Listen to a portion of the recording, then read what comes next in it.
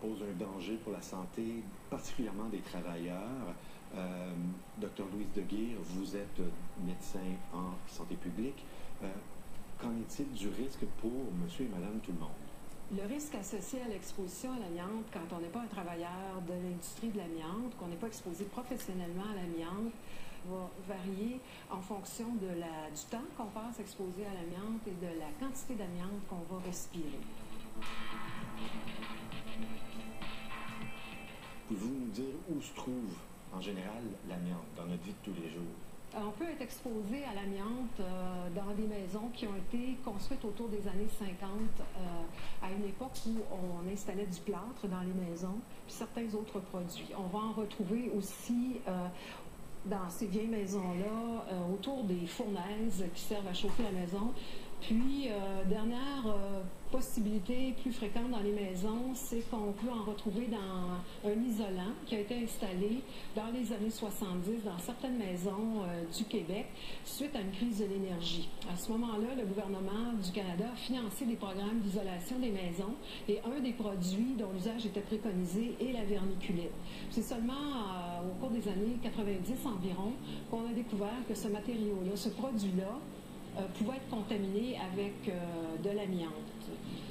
Mais ce ne sont pas toutes les vermiculites qui sont contaminées à l'amiante, c'est particulièrement la vermiculite qui provient de la mine Libby au Montana, qui était manufacturée sous le nom de Zonolite et qu'on installait principalement au niveau des greniers à cette époque-là. On peut en trouver aussi dans certains murs, mais l'utilisation la plus fréquente, c'était au niveau des greniers. Il y aurait une présence assez importante où il y avait dans les écoles aussi. Oui, là, si on sort de la maison, on peut retrouver de l'amiante dans les écoles parce que l'amiante, c'est un matériau qui a d'excellentes propriétés, entre autres la protection contre les incendies et l'insonorisation, deux qualités recherchées dans les édifices publics. On peut en retrouver aussi dans des centres d'achat, dans certains édifices publics qu'on retrouve notamment au centre-ville de Montréal, mais ça peut être vrai aussi dans d'autres régions. On en retrouve dans des églises, dans le métro, dans différents endroits. Mais là, ça commence à vieillir, tout ça. Est-ce que ça vous inquiète? Est-ce que l'usure de ces infrastructures-là pourrait poser un risque? En fait, le risque vient à partir du moment où le matériau, qu'il soit friable ou non friable, libère de la fibre d'amiante, parce que le danger est associé au fait de respirer de l'amiante. Alors, quand on a un matériau comme un flocage qui était friable au départ, mais en bon état au moment où on l'installe, au fur et à mesure qu'il vieillit ou qu'il y a des dégâts dans les écoles, par exemple des toits qui coulent, le matériau va être endommagé, puis à ce moment-là, il devient plus friable et il y a une plus grande probabilité de libération de fibre, donc de respirer la fibre. Puis à ce moment-là, la fibre d'amiante peut représenter un danger pour la santé. Le milieu qui est plus problématique à notre sens, parce qu'il y en a plus, c'est le milieu de la construction puis de la rénovation.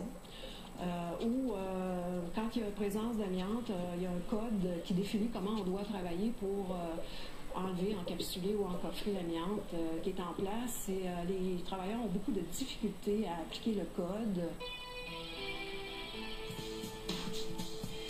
Docteur Deguire, qu'est-ce que ça cause comme maladie, l'amiante?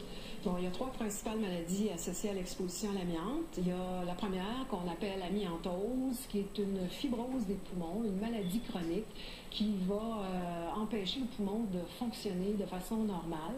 C'est une maladie qu'on va observer essentiellement chez les travailleurs. Quand on parle d'exposition en dehors des milieux de travail, on ne redoute pas cette maladie-là parce qu'il y a un seuil d'exposition nécessaire avant que la maladie apparaisse.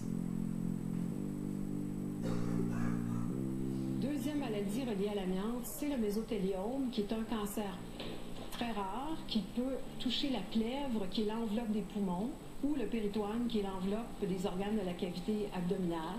C'est une maladie qui est rapidement fatale et qui a la particularité d'être associée à peu près exclusivement à l'exposition à l'amiante. En effet, on a découvert dans des études qui ont été menées un peu partout dans le monde que chez 80% des personnes qui vont développer cette maladie-là, on est capable, en les questionnant, de retracer une exposition antérieure à l'amiante, ce qui fait qu'un médecin qui a un patient qui présente un mésothéliome va automatiquement penser à l'exposition à l'amiante et poser des questions dans ce sens-là. Et la troisième maladie associée à l'exposition à l'amiante est le cancer du poumon, qui ne se distingue pas du cancer du poumon associé à la consommation de cigarettes. C'est la même chose, sauf que l'amiante est un facteur de risque, c'est associé, c'est un facteur de risque pour cette maladie-là.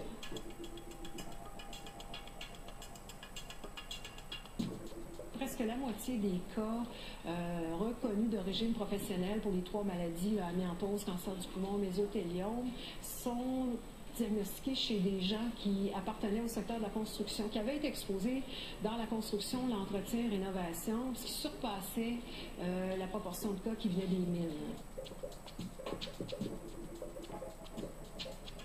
Quand on parle de hors travail, on est dans la précaution. Par contre, on sait très bien que si vous avez de l'amiante dans votre maison puis que vous voulez faire des travaux, il faut que vous vous astreigniez à suivre les codes qui définissent comment on travaille pour ça, parce que là, ça peut entraîner des expositions importantes et c'est le cumul des expositions au cours de votre vie qui augmente votre probabilité de développer les maladies.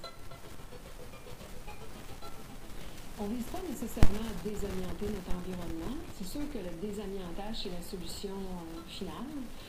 L'enlèvement règle le problème de façon définitive. Par contre, quand on l'enlève, il faut s'assurer qu'on travaille de façon à ne pas exposer les gens et le milieu.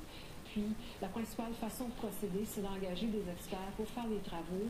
On ne recommande pas aux gens de faire des travaux eux-mêmes parce qu'il faut appliquer un code, il faut travailler de la bonne façon pour s'assurer que tous les résidents de la maison ne seront pas exposés à l'amiante. Dr. Louise de Guire, merci beaucoup d'avoir participé à l'émission. Ça fait plaisir.